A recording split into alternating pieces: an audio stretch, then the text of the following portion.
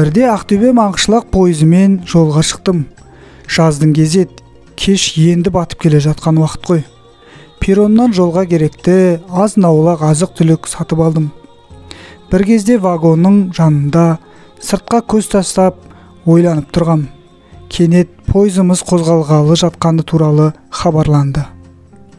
Әптегенімше вагонға көтерілдім. Жолсерікке рахмет. Жол сөмкемді көтерісіп, плацкарттағы орныма дейін апарып жайғастырып берді. Сәлден соң вагон алға жылжи бастады. Ақырындап қаладан да шығып кеттік. Станцияларды бірінен соң бірі қалдырып кете бардық. Арада біраз уақыт өте қоймады. Жаныма бір әдеміше келген қыз бала жайғасты. Студент екен. Жолшыбай, жол қысқарсын деген ниетте танысып, әңгіме дүкен құрдық. Есімі Раяна екен. Ол өзінің сол оқуға түскен жылдары жатақханада болған мына бір қызық оқиғасымен бөлісті. Раяна сол жылдары алып ұшып оқуға келіп, студент атанған кез еді. Қалада квартира бағасы қымбат болғандықтан амал жоқ оқу орнының жатақханасына орналасуына тура келді. Үйіндегі еркіндік атаулыға үйреніп қалған ол көпшіліктің бір үйде тұрғанына басында үйренісе алмай адамдардан қашқақтап жүрді. Бір күні сабақ аяқталып, студенттер тарай бастады. Раянаның жатақханада оқуға мүмкінділігінің жоғын ескеріп, тағы біраз қала тұрып, сабағын оқып алуды жөн санайды. Күзетші ағайына ескертіп, тағы біраз қала тұруын өтінеді. Күзетші: жарайды қызым, мен астында болам, қажет болсам шақырарсың. Болмай жатсам қарсы беттегі магазинге кетті деп ойларсың. Бірақ та тез келем, уайымдама, деп көндірді. Раяна сабағын оқи бастады. Оқудың қызығына түсіп кеткені сонша, сағат 11-лерге жақындағанын сезбей де қалды. Коридордың светі өшулі тұрады әдетте. Сол күні де солай болды. Кенеттен спортзал жақтан ойнап күлген балалардың дауысы еріксіз шақыра берді. Бір жағы сабағын аяқтағысы келіп, бір жағы мына шу ойын шашыратып жіберді. Не де болса барып, кімдер шулап жатқанын көргісі келді. Әдетте бұндай уақытта ешкім болмау керек. Столовый жанынан өте бергенде дауыс үдейе түсті. Апырай, бұл не сонша әкетіп бара жатқан? Ақырындап спортзалға келді. Есікті ашқысы келіп тартпақ болды, кілттеулі. Есіктің жанында терезе болатын. Сол терезеге жақын келіп қарағаны сол еді, дауыс сап тыйылды. О, тоба! Бір кезде столовый жақтан біреудің келе жатқан дауысы естілді. Құдды бір ат дерсің. Ауылда ат сиырлар тұқылдап келе жатушы еді ғой. Тура сол дауыс. Ой Алла, ол дауыс бірте-бірте маған келе жатты. Мен қорыққаннан жүре алмай, дем алуға шамам келмей қалды. Бір кезде арқа жағымнан, көк желкемнен әлдекімнің дем алып тұрғанын сездім. Ой Алла, екі көзім шығып кетердей, аяғым тапжылмай жүре алмай қалды. Ол да кетпей қасымда тұр. Қараңғыда түрі көрінбейді, не көлеңкесі де. Жалғасы бар. Сәлден соң иығыма бір нәрсе тигендей болып жалт қарадым. Жаным алқымыма келді.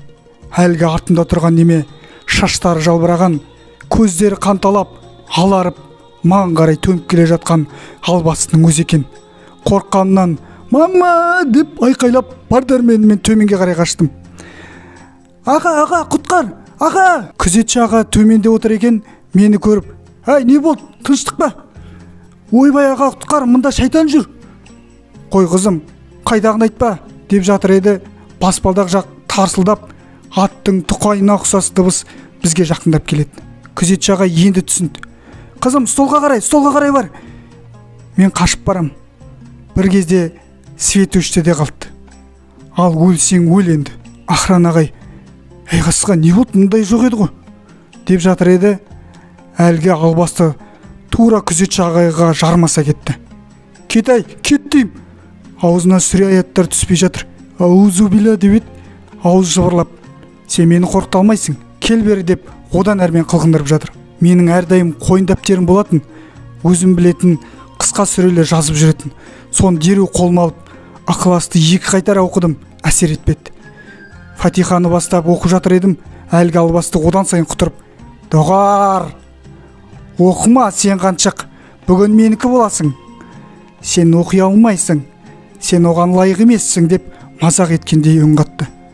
Күзетші ағай жаны алқымына келіп: «Құтқар Раяны, сигнализацияны бас, үстелдің астында қызыл кнопканы» дей беріп еді. Әлгі оны: бейшара, не істей аласың?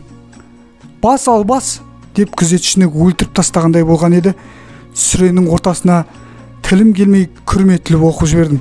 Бір кезде: «Көрсетем сендерге әлі» деп ауаға тарап лезде жоқ болды. Дереу күзетшіге барып бетінен шапалақтап ояттым. Тұрмады. Столдың жанында баклажканы ашып, су бүркеп шаққа ояттым. Ағайым есін шақ жинады. Біразға дейін өз-өзіне келе алмай: «Не болды? Не болды? Не болды қызым?» дей берді. Сол түні мен де ағайдың жанында болдым. Жалғыз тастауға қорықтым. Ертесіне көз көргендерден сұрастырып, не болғанын түсіндім. Сөйтсем, осы оқу орнының қабырғасы астында бұрындары мазар болған екен. Кішкентай шеттей балалар көмілген көрінеді. Соның шешесі балалары қиналып жатқанына шыдамай, осында келгендерді түнде келіп қылғындырады екен. Сонымен не керек? Осында қызмет еткен охраналар түнгі уақыттарда балалардың күлгенін, топ болып жүгіргендегі дауыстары, түсініксіз ыңырсулар естейтін көрінеді. Кейбірі тіпті түнгі уақытта спорт солдат доптардың өздігінен аспанға ұшып секіріп түскенін куәгер болыпты. Содан бері оқу қабырғасында кешке қалудан қорқатын болыпты деп Раяна қарындасымыз әңгімесін аяқтады. Қымбатты көрермен, біздің YouTube арнамыз бар. Поискке «Иман нұры» деп жазсаңыз, осы арна шығады. Бізге жазылып, лайк басып, пікірлеріңізді қалдыруды ұмытпаңыздар. TikTokта 5 минуттан артық салынбайтын болғандықтан, мына YouTube-қа полный нұсқасы салынады әрбір әңгіменің. Сондықтан да бізге жазылуды ұмытпаңыздар.